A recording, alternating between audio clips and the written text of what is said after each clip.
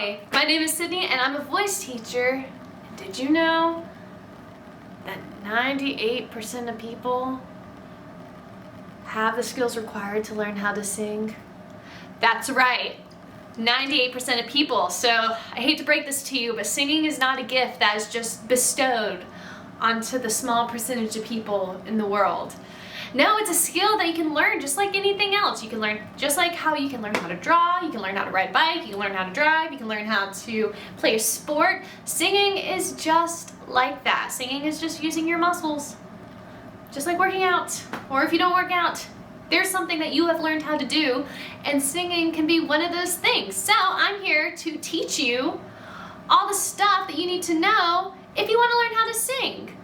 But before we get started, I want you to get rid of all of your preconceived notion of what singing has to sound like. It doesn't have to sound perfect. Most professional singers do not sound perfect, and if they do, it's because they've been doing it since they were 12 or younger. So, welcome to my video where I'm going to teach you the basics of singing because we can all learn how to do it.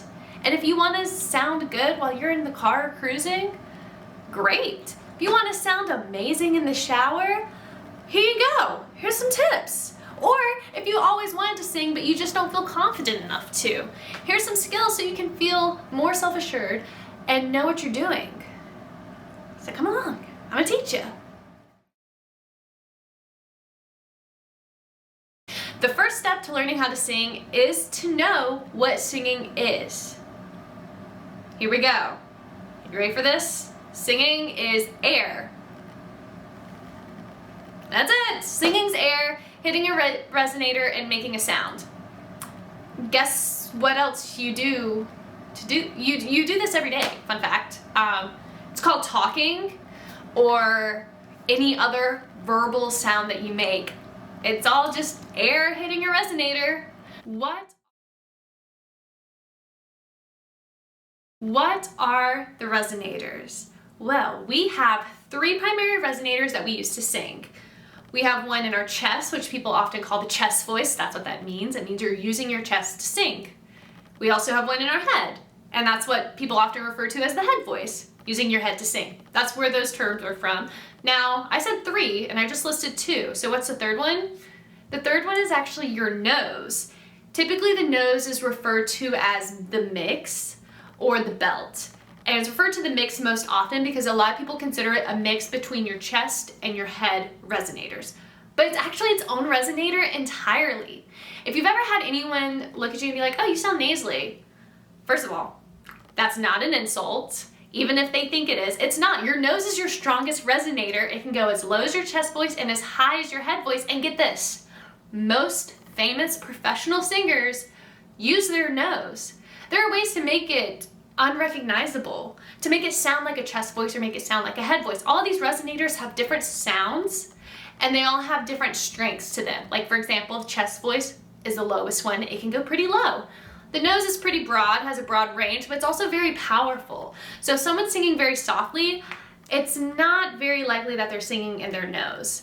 And then the head voice can go really high and it can either be soft or strong. But when it's soft or strong, it typically either sounds like a whisper or sounds like opera.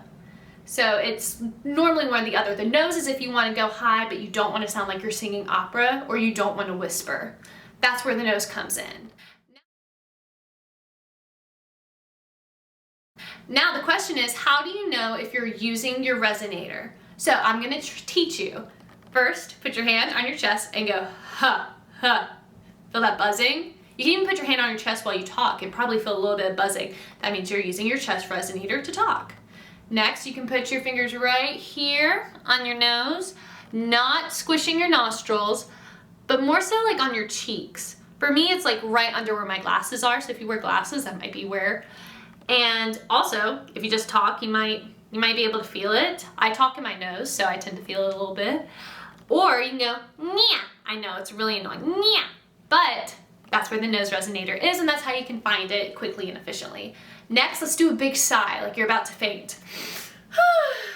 That's your head. Sometimes if you do that for too long, you feel it ring in your ears. You can't really feel your skull vibrate because, you know, it's very hard. But You can feel the ringing in your ears. That's your head voice. And you just used it. So if you did all those successfully, you just used all 3 of your resonators. We naturally gravitate towards one resonator, and that's why you have sopranos who tend to use their head voice the most. You have mezzo sopranos who tend to use their nose the most. And then you have altos who tend to use their chests the most. And those are the female terms, and the male terms are bass, chest, baritone, nose, tenor, falsetto, or head voice. There you go, that's all that terminology. So the question is, where do you sing from? Where do you talk from? You wanna know where to sing? First talk. Talking and singing are exactly the same. I don't understand why most of us believe that our talking voice and our singing voice are separate things, but we do. And we try to make singing harder than what it is. Is talking hard? For most of us, it's not. So start there. Start with something that you do all day, every day, and slowly turn it into singing. Give it a little extra breath support. Figure out where your voice naturally sits. So the reason you don't feel your resonators when you're singing now is because we're not paying attention to our bodies when we sing. We're just singing.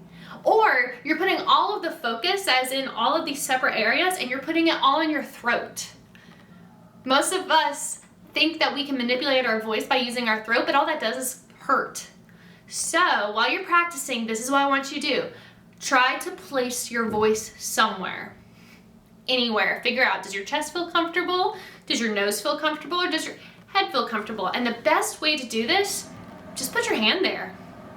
If you put your hand on the part of your body you want to sing from, you will start singing from there.